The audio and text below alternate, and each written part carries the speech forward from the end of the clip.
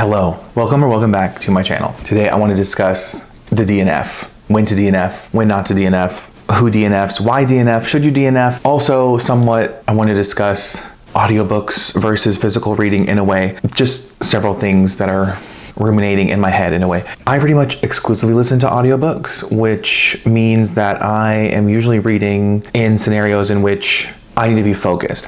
So I have purchased several coloring books. Okay, I have bought this little activity book, which is supposed to be a dot. I need to keep going with this, but you just literally dot something, and I feel like my mind and audiobooking at the same time will be fine. And then I also have this absolutely lovely Zodiac coloring book that I think I got this at Half Price Books. I plan to probably listen to Zodiac Academy while coloring in this coloring book, just because I feel like it'll be so perfect. And then I also got this supernatural horror coloring book so that I can, do that whenever, yes. And then I got this animal, I went a little ham, okay? Like I have not been a coloring queen, but I've just decided to go full on into it. So because I know that I need to be doing something, because what I used to do sometimes is I would listen to an audiobook and then I would be making lists of other book series to be reading, and I'm not really focusing on whatever audiobook I'm listening to. I pretty much can only audiobook when I'm like in focus, when I'm walking by myself or if I'm doing cleaning around the house, which I need to be doing more often. But I figure I also got this little, look at this. This is absolutely stunning. And of course, I bought several markers. I bought colored pencils, all of that. Yes. And of course, I bought this floral one. It's Crayola. There's so many options. So I will be coloring in attempts to be better focused on the audiobooks I'm listening to. I love foiling. That's what I'm looking for. This has gold foiling and this has silver. Stunning. Here's just some other things going through my head. So I made my TBR like 2 days ago, and I said I was like, oh, I guess I'm gonna make myself read this. And I finally decided that I should physically read a book. And then a while ago, I bought all of these lovely at the recommendation of, I don't know her first name, but her channel name is Plant-Based Bride. I swear I know she said her name in some video, but she recommended, even though I own this book, she recommended using like transparent notes. And I think that is actually one of the most, I literally I stickied up something.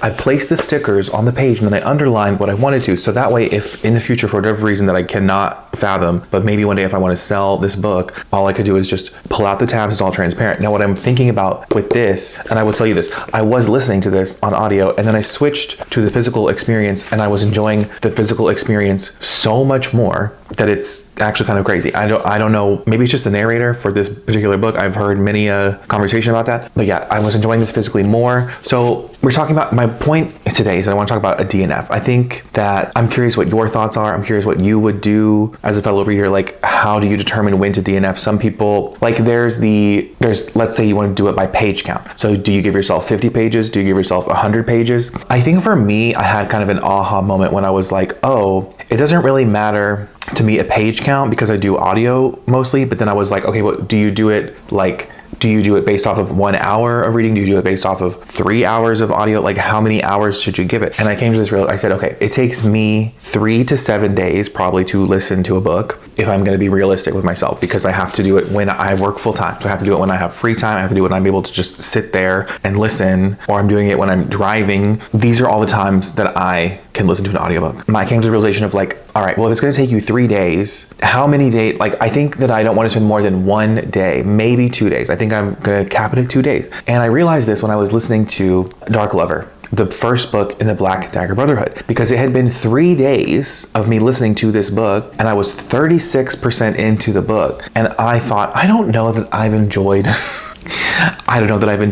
any of this. I do think I want to enjoy it. I want to be someone who enjoys it. I feel like I should be a target audience for this book. I feel like I am the prime person to read this. But when I actually got in there, when I actually started the book and I actually started listening to it, and it had been 3 days, and I started thinking, oh my God, how many more days do I have to?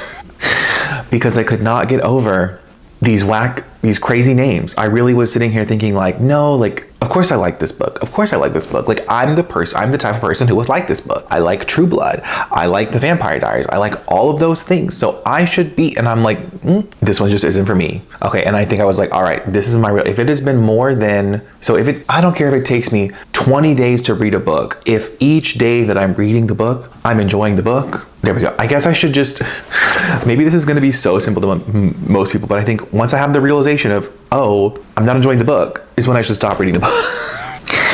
And I guess you could, some people, I feel like I have heard people say like, it doesn't matter if it's page 1 or page 100, as soon as you have the realization that you're not enjoying the book, that's when you should stop reading the book. And I actually wasn't even going to come into this video with that mindset, but actually talking it out loud and saying it, now I'm like, that makes so much sense. As soon as I realize I'm not enjoying it, I guess I do think if it's having also the realization of like, it takes 3 to 7 days to finish a book, then I should not spend more than 1 day. That was my original plan before I sat down here, was going to say, I don't want to spend more than 1 day in a book I'm not enjoying. So, you know, maybe it might take me 2 days to realize I'm not enjoying the book, but that's fine. I also have come to the realization that with this same, like, it takes me more than 1 day to read a book, and that's fine. Like, I still feel like I read relatively quickly. I don't think I read as fast as some people. I think I read slowly than other people. I think I read faster than other people. Like, I'm just me. Okay, I just have my own reading speed. But I think if let's say we have a book this thick. Okay,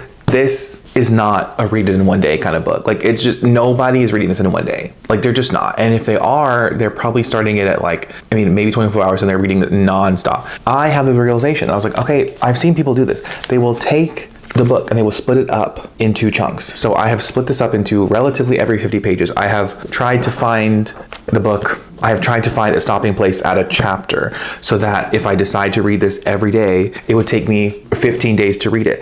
And I feel like that's a pretty fair pace for this size of a book. And also I have this lovely, lovely Secrets of, what is this called? Better in Black. The Better in Black collection. I have also sectioned this off by story because I think I would like to read this 1 story per day as well. This, I'm not really for sure committing to this month. This, I probably will actively want to read, knowing that it takes place in my favorite literary world. And this is just going to take me more time to get bought into, and that's just it. So for me, I have, in this video, I have the realization that I don't want to read a book.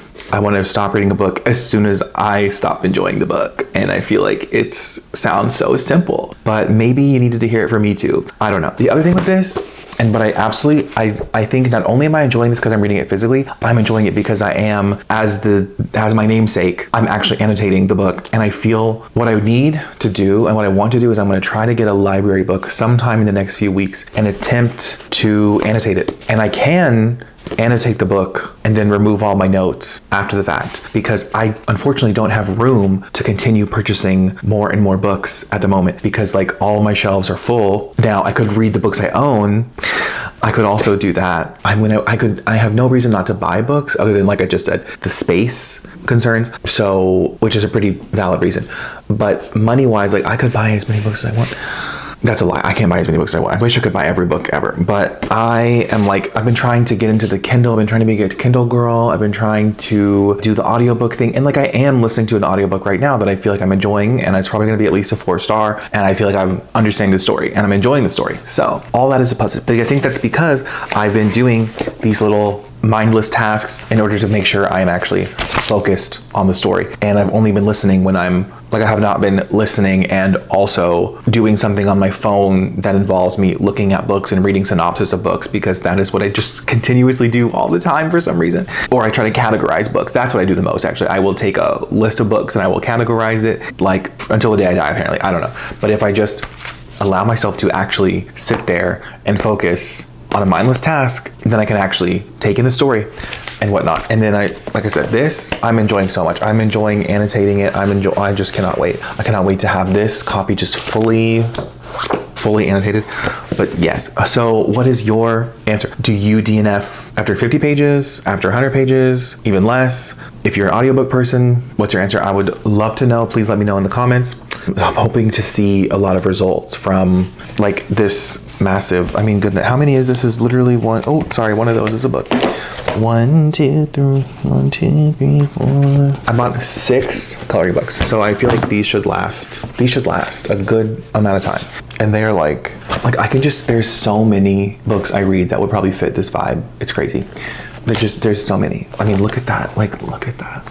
Anyways, so like I said, I'm excited to get into this and to be actually focused on my reading and complete more books, because like I still only read 3 books all year, and I would like to get to as close to 100 as possible, considering that my want to read list is as long as it is. We got to start cracking. We got to start cracking. We don't have time to not read those. Like I said, let me know what you consider the threshold for a DNF in the comments below. But I think that's going to be it for today. So I will leave my Instagram, Goodreads, and my TikTok in the description for you to check out if you would like. Otherwise, have a great day. Bye.